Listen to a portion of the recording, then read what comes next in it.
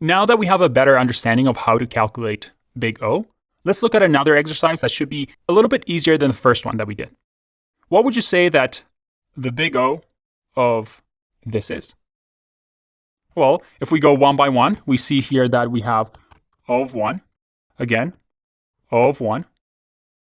And you know what? If I keep typing this is going to get tiresome, so I'm just going to copy and paste. So O of 1 here, we're just assigning variables.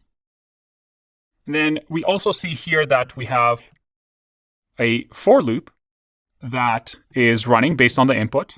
We don't know what that input is, but we can just assume that we're looping based on however long this input is.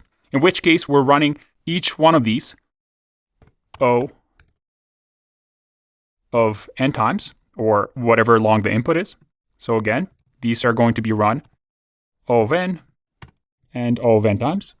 And if we go down here, again, same thing. We don't know what the input is, but these are being run O of n times.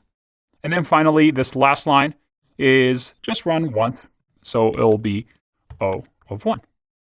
So looking at this function, another fun challenge function, we see that our O of n, our big O, is 1, 2, 3, 4. So we have 4 plus, because we're just adding up the steps here, we have O of n that's happening 1, 2, 3, 4, 5. So 5n.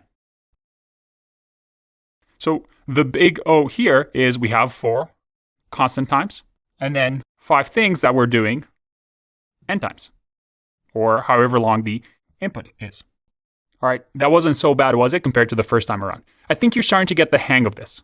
So let's dive into the next video. Let's start to figure out how we can simplify things for us so that we're not doing this mathematical step-by-step count. I'll see you in the next video. Bye-bye.